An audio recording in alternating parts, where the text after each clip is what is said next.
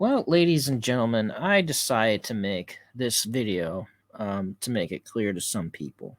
And if you know me, you know that I've been an audio engineer for over 20 years.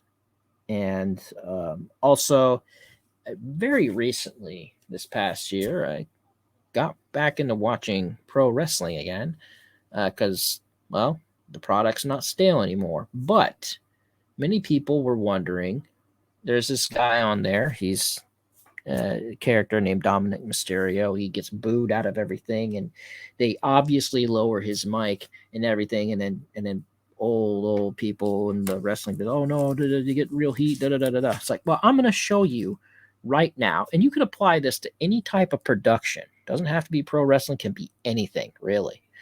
So let's go ahead and take a look at this this little diagram that I drafted. Okay, so first of all, I want you to look at the center. You have that box that says stage box. Going into it, you have wireless microphones, and you have that little thing that looks kind of like a rolled up thing of socket. That's a boundary mic that picks up things on the stage or near the stage, and they probably have it around the wrestling ring so you could hear the ambient crowd and the sound of the people hitting the ropes and slamming on the mat. But right there, that's your audio pickup. It goes into that stage box. It means you just plug everything that you want to hear goes into that. From there, it gets split, mix A and mix B, and there could be several mixes. It could go several different outputs, and it's just isolated. Takes all the channels plugged into it and sends it to a mixer. So you notice right there, a mix A. Uh, all that stuff that goes into that goes to mix A, and mix A goes to the broadcast, goes to your TV. Mix B will go to the sound system in that very arena. So uh, here's this guy, he's talking on the mic, and then all of a sudden you're watching TV and you can barely hear him. You hear the crowd explode, and you can't hear him at all. Barely hear him at all, just a little bit of presence. Now, had this been unscripted, of course, we know wrestling scripted, then the sound guys would have done all they could to make sure that his volume's heard. Now, the the mic that goes into the mixer for that'll pick up the crowd is boosted, and it might not need to be, but actually it has to be because they take the mic that he's using and they bring it down for television purposes. And I could tell you that really needs to happen because right here you hear me.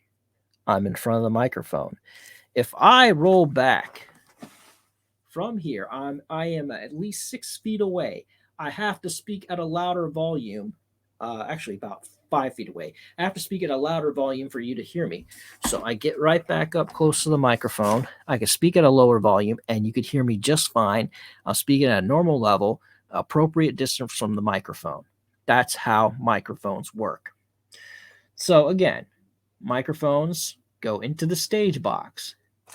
Then they take all that output, they send a line over to a mixer, and that mix goes to television. What you see on television, what you hear on television, that audio there. The other thing is an independent output. It goes right to the mixer, and that's for the arena and or the house or wherever the live show. It's for the people attending that actual event right there in real time. So that's your little lesson. And these we live in a digital age, and all you got to do is run Ethernet from these stage boxes. You could have 2, 3, 4 different consoles going from the same stage box, and you could have let's put it in perspective of not just television. Let's put it in perspective of it's a concert. You have one going to the main mix for the audience. You have another one going to a monitor mix for floor wedges and in-ear monitors for the musicians. And then if you feel a little froggy, we'll take another mix and go right to a multi-track for recording, for live recordings. And each one of those mixers, the engineer behind each one of those consoles can do whatever they need to do to get the appropriate sound desired, and none of them would interfere with each other. So that is today's lesson in splits, in audio splits, in mixes. So just think about that. There's a reason behind everything. All right. That's all I got for you today. Thank you for listening to me. Have a good one. Bye bye.